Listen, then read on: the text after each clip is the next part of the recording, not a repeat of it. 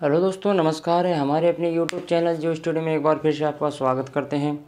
आज हम जिस मुद्दे पर बात करेंगे वो मुद्दा है दुनिया के अधिकतर मरुस्थल महाद्वीपों के पश्चिम किनारों पर ही क्यों स्थित है, इसकी चर्चा करेंगे। अर्थात उपोष्णकटिबंधीय क्षेत्रों में ही क्यों स्थित है।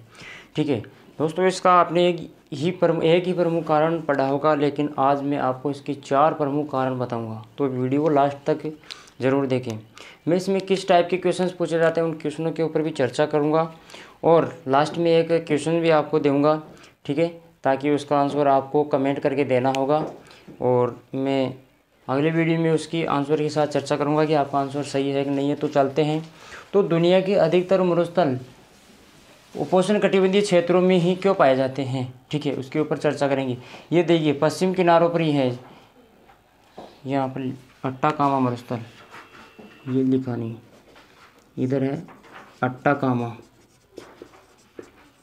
और ये उत्तरी चिली में, और इधर है पेंटागोनिया।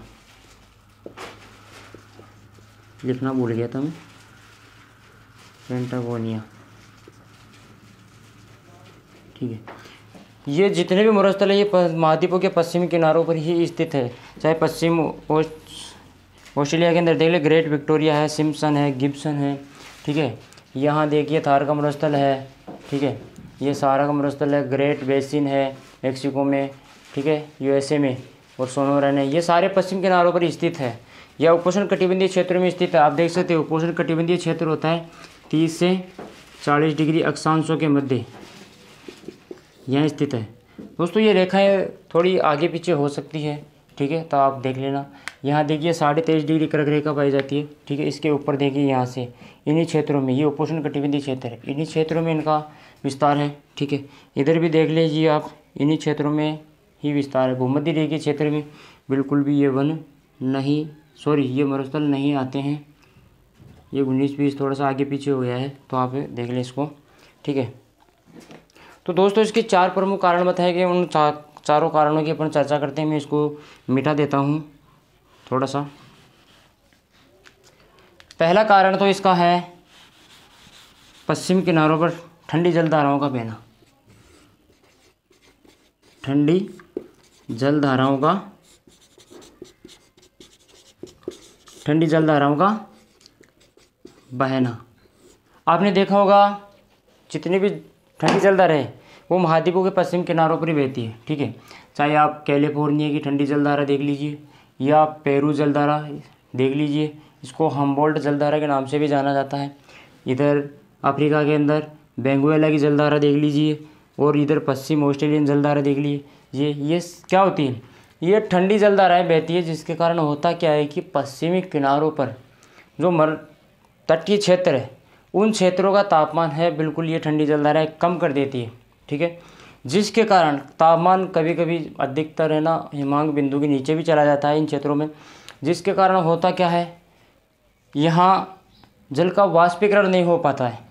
जल का वाष्पीकरण नहीं होगा, ठीक है, हवाएं ऊपर नहीं उठेगी, जल का वाष्पीकरण नहीं होगा। हवाएं क्यों नहीं उठेगी, क्योंकि ठंडी होगी वो हवाएं, जिसके कारण ऊपर नहीं उठेगी। अगर ऐसी स्थिति लंबे समय तक लगातार बनी रहती है, कई सालों तक, ठीक है, 30 साल से ऊपर तक की परिस्थितियाँ ऐसी लगातार बनी रहती है, जिसके कारण यहाँ वाष्पीकरण नहीं हो पाता है। वाष्पीकरण नहीं होगा जल का, तो यहाँ बादल नहीं बनेंगे। बादल नहीं बनेंगे तो ये जो क्षेत्र है ना, पश्चिमी क्षेत्र, ये वर्षा रहित क्षेत्र हो जाएंगे और ऐसे मरुस्थल में बदल जाएंगे। ठीक है, ये तो है ठंडी जलधाराएँ। आई बात समझ में। इसका दूसरा कारण है व्यापारिक पवने। व्यापारिक पवने, ठीक है, व्यापारिक पवने, मैं इसको मिटा देता हूँ, रखा।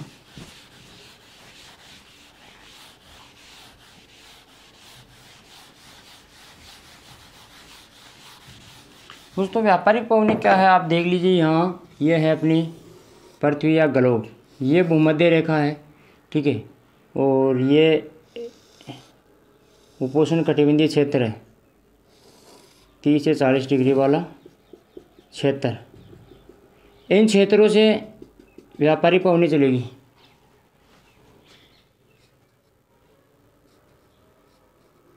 उपोष्ण कटिबंधीय क्षेत्रों से भूमध्य रेखीय क्षेत्र की तरफ ये व्यापारिक पवनें चलती है, ठीक है।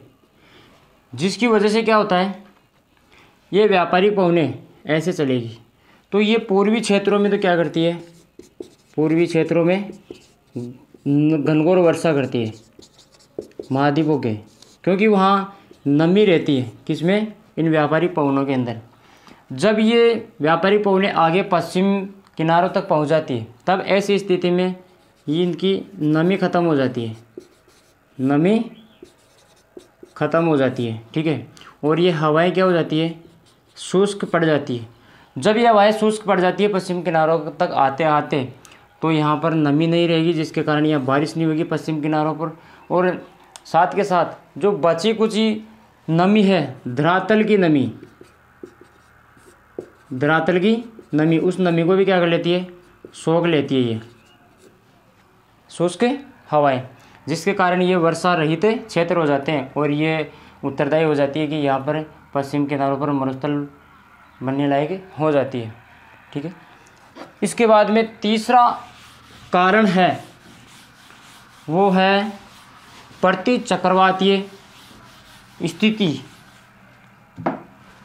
तीसरा कारण है प्रति चक्रवातीय स्थिति। ये प्रति चक्रवातीय स्थिति उत्पन्न हो जाती है। दोस्तों ये प्रति चक्रवातीय स्थिति क्या होती है, ये स्थिति उपोष्ण कटिबंधीय क्षेत्रों में, उपोष्ण कटिबंधीय क्षेत्रों में विकसित होती है। इसमें होता क्या है, हवाएं अवरोही क्रम में चलती है। कौन से क्रम में चलती है, अवरोही क्रम में, ठीक है। ऊपर से इस क्षेत्र में होता क्या है, ऊपर से नीचे की तरफ चलती है ये हवाएं। अब बादल बनेंगे वो तो ऊपर बनते हैं वायुमंडल में, ठीक है।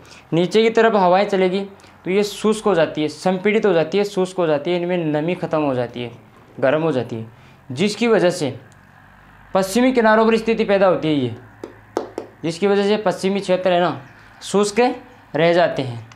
हवाएं नीचे उतरेगी तो यहाँ बिल्कुल बादल नहीं बनेंगे, बादल तो ऊपर बनते हैं, आप खुद को पता है। यही तो कारण है भूमध्य रेखा क्षेत्र है उन क्षेत्रों में बारिश सर्वाधिक होती है, क्योंकि वहाँ पर व्यापारिक पवनें आती है, गर्म होती है, आपस में मिलती है 5 डिग्री अक्षांशों के आसपास, और ये गर्म होके एक जगह मिलके गर्म होके ऊपर उठती है, ठीक है, ऊपर उठती है और बादल बन जाते हैं, ठीक है। वाष्पीकरण वहाँ सर्वाधिक हो जाता है और बादल बन के वो बूंदों के रूप में बारिश करते हैं।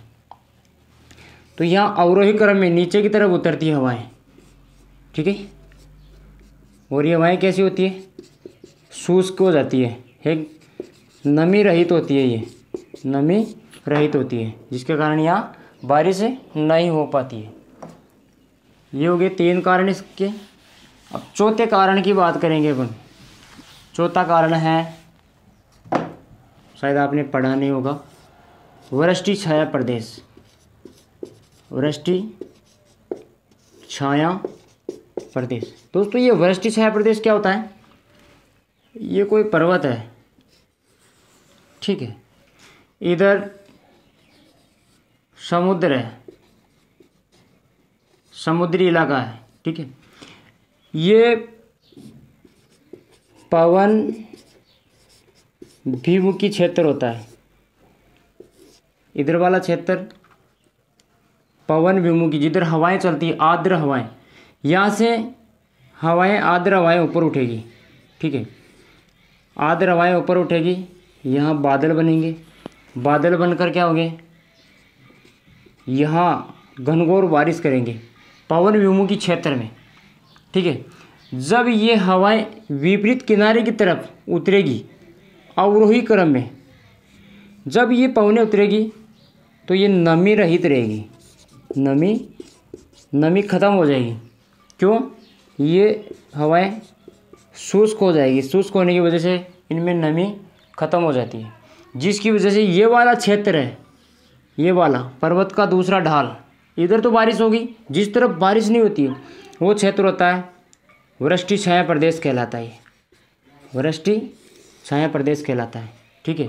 इसके कारण भी मरुस्थल बने हैं पश्चिम किनारों, उदाहरण के लिए एग्जाम्पल, सहारा का मरुस्थल इसी का उदाहरण है, ठीक है। वहाँ एटलस पर्वत श्रृंखला है जिसके कारण वो मरुस्थल बना है। इंडिया के अंदर देखें थार का मरुस्थल, ठीक है, अरावली के कारण, अरावली पर्वतमाला ऐसे है, यहाँ से बंगाली खाड़ी से आने वाला मानसून है, इधर बारिश नहीं कर पाता है, ठीक है। तो ये वृष्टि छाया प्रदेश कहलाता है इधर वाला। तो ये इसके प्रमुख 4 कारण हो गए, ठीक है। और इसमें से 2 टाइप के क्वेश्चंस पूछे जाते हैं। पहला क्वेश्चन तो होगा जो सामान्य क्वेश्चन होगा, भाई कौन सा मरुस्थल किस देश में किस क्षेत्र में स्थित है, कौन सा गर्म है सबसे ज़्यादा, कौन सा ठंडा है, ठीक है। ऐसे क्वेश्चन पूछे जाते हैं। लेकिन दूसरा क्वेश्चन पूछा जाएगा थोड़ा सा कठिन पूछ लेगा, कथन कारण से संबंधित पूछ लेगा, ठीक है। कथन दे देगा कि दुनिया के अधिकतर मरुस्थल, दुनिया के अधिकतर का मतलब 70%, दुनिया के अधिकतर मरुस्थल पश्चिम किनारों पर ही क्यों स्थित है, किनारों पर ही क्यों स्थित है, ठीक है। इसका कारण दे देगा पश्चिम किनारों पर ठंडी जलधाराएं बहती है, ठंडी जल धाराएं बहती है, ठीक है, ये कारण। तो इसमें आपको ऑप्शन दे देगा कि ये कथन सही है, ठीक है, कारण भी सही है, ठीक है। ऑप्शन दे देगा कथन सही कारण गलत है, ठीक है, या तीसरा दे देगा दोनों ही गलत है। तो बिल्कुल ये कथन भी सही है और कारण भी सही है, ठंडी जलधाराएं पश्चिम किनारों पर बहती है जिसकी वजह से ये मरुस्थल बने हैं, ठीक है। अब आपके लिए क्वेश्चन है, अट्टाकामा मरुस्थल बनने के लिए, अट्टाकामा मरुस्थल बनने के लिए उत्तरदायी जलधारा कौन सी है, धारा कौन सी है, इसका उत्तर आपको देना होगा और मैं आगे वीडियो में चर्चा करूंगा इसके आंसर के साथ। आंसर मैं नहीं बताऊंगा, आपको बताना होगा, ठीक है दोस्तों। अगर इस वीडियो में आपको जानकारी दी है, वो जानकारी अगर आपको पसंद आई है तो अपने वीडियो को लाइक कर दें, ठीक है, वीडियो को शेयर कर दें और अपने यूट्यूब पर चैनल है उस यूट्यूब चैनल को भी क्या कर दें, सब्सक्राइब कर दें, ठीक है दोस्तों। अगर आपको मेरे बोलने में या पढ़ाने में कोई कमी रही है तो आप मुझे कमेंट करके बता सकते हैं ताकि मैं आने वाली वीडियो में उसका सुधार कर सकूं। धन्यवाद।